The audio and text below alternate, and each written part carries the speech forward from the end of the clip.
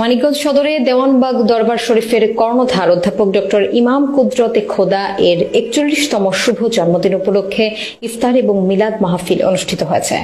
Blue bird Chinese রেস্টুরেন্টে আয়োজিত অনুষ্ঠানে দেওয়ানবাগীর ভক্তবৃন্দ, স্থানীয় সমন্বয়ক এবং ধর্মপ্রাণ মুসল্লিরা অংশ নেন। মোজাম্মেল হুসাইনের প্রতিবেদনে দেখুন বিস্তারিত।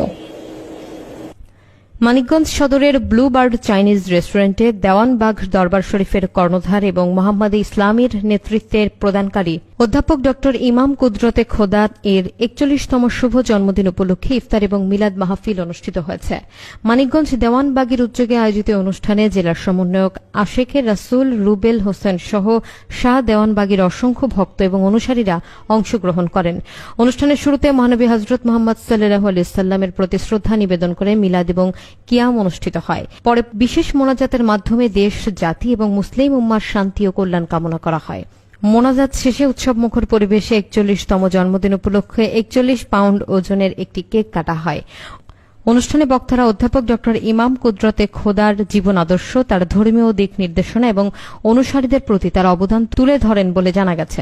আসছে ২৭শে রমজান, মোহাম্মদ ইসলামের নেতৃত্ব প্রদানকারী মহামানব ইমাম প্রফেসর ডক্টর কুদরতে খোদা মাদাজিলুল আলী হুজুর কেবলাজানের ৪১তম শুভ জন্মদিন এই মানিকগঞ্জ জেলায় উদযাপন উপলক্ষে আমরা আজকে এই আশেক রাসুল মিলাদ মাহফিল এবং ইফতার মাহফিল আয়োজন করেছিলাম। তো সেই ধারাবাহিকতায় আমরা প্রতি বছরই করি এই অনুষ্ঠানটা। তো সেই ধারাবাহিকতায় আমরা এই বছরও এই আয়োজনটা করেছি। তো শুধু বাংলাদেশে নয়, বাংলাদেশ ছাড়া বহির্বিশ্বের প্রায় ১৫০টারও বেশি দেশে আমাদের এই অনুষ্ঠানগুলো উদযাপন হবে। তো আমরা মানিকগঞ্জ জেলাতে আজকে থেকে আমাদের কার্যক্রম শুরু করলাম। আজকে আমাদের টার্গেট আছে যে আমরা আগামী এই রমজান মাসের মধ্যেই আমরা ৪১টা প্রোগ্রাম করব মানিকগঞ্জ জেলার মধ্যেই। তো সেই লক্ষ্য নিয়ে আমরা কাজ শুরু করেছি। তো আজকে আমাদের এই প্রথম অনুষ্ঠান। আজকে এখানে আমাদের মানিকগঞ্জ জেলা থেকে, বিভিন্ন থানা থেকে, আমাদের বিভিন্ন মুরব্বী কেরাম, তারপর আমাদের আশেক রাসুল ভাইরা বোনেরা আমরা আলাদাভাবে একত্রিত হয়েছি।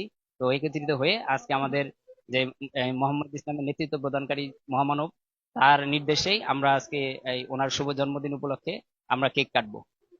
আসলে মহামানবদের শুভ জন্মদিন পালন করা এটা অত্যন্ত রহমত বরকতের। পবিত্র কোরআনে এই সম্পর্কে তাগিদ দেওয়া হয়েছে। তো আসলে ইফতারের সময় আমাদের আসলে এরকম সময়ের অভাব। তো এই মহামানবদের রহমত বরকত আগমনের যে দিনটা আছে, এটা অত্যন্ত রহমত এবং বরকতময়। তো পবিত্র কোরআনের তাগিদ অনুযায়ী আমরা এই অনুষ্ঠানটা করতেছি। তো মহামানবগণ যেদিন আগমন করেন, সেই দিনে আল্লাহ অসংখ্য নিয়ামত জগতে অবতরণ করেন। পাশাপাশি দেখা গেছে যে তার জন্মদিন যদি আমরা পালন করি, তো পালন করার সাথে সাথে আমরাও সেই রহমত বরকতের ভাগিদার হব। আমাদের রাসূল সাল্লাল্লাহু আলাইহি ওয়াসাল্লাম যেদিন জন্মগ্রহণ করেছিলেন, সেই এই শুভ জন্মের আগমনে অসংখ্য অলৌকিক কারামতি প্রকাশ পেয়েছিল, বা ওই সময়ে অসংখ্য ঘটনা সংঘটিত হয়েছিল। আর মহামানবদের জন্মদিন অত্যন্ত বরকতময়, রহমতময়। আমাদের মহান মুর্শিদ সুফি সম্রাট দেওয়ানবাগী হুজুর তিনি শিক্ষা দিয়েছেন এই জন্মদিন পালন করার ব্যাপারে। তো সেই ধারাবাহিকতায় আমরাও মহামানবগণের জন্মদিন পালন করি।